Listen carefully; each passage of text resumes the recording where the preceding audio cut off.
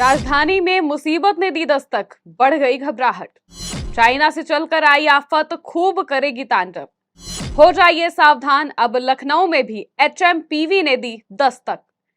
क्या सनातन आस्था के सबसे बड़े आयोजन पर भी छाएंगे संकट के बादल?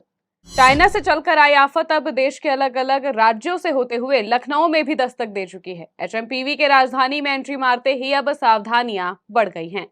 लखनऊ की एक 60 वर्षीय महिला एचएमपी वायरस की चपेट में पाई गई है। लखनऊ में इस वायरस के दस्तक से घबराहट बढ़ गई है। ये घबराहट इसलिए भी है क्योंकि कोरोना के बाद एक बार फिर से तेजी से पैर पसारने वाले किसी वायरस के संक्रमण को लेकर पूरी दुनिया अलर्ट पर है। ये वायरस कोरोना की तरह ही काफी तेजी से फैलता है। हालांकि एक्सपर्ट्स के मुताबिक इस वायरस को लेकर ज्यादा घबराने की जरूरत तो नहीं है, लेकिन इसकी एंट्री से चिंता जरूर बढ़ी है।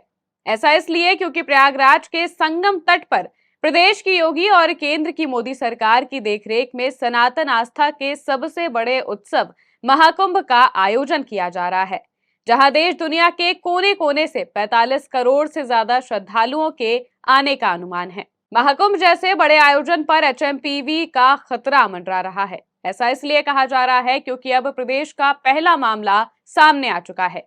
लखनऊ की एक 60 साल की महिला इससे संक्रमित पाई गई है, जिसे बलरामपुर अस्पताल में भर्ती किया गया है।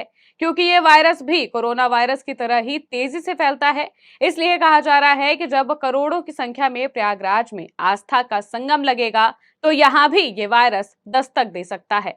और अगर ऐसा हुआ तो प्रदेश सरकार के सामने दोहरी मुसीबत खड़ी हो जाएगी, क्योंकि एक तरफ प्रदेश सरकार की देखरेख में विश्व स्तरीय आयोजन किया जा रहा है, तमाम तरह की आधुनिक तकनीकी से लैस संसाधनों, खान पान, रहने ठहरने की व्यवस्था की गई है। ऐसे में महाकुंभ में ये वायरस बड़ा खतरा पैदा कर सकता है।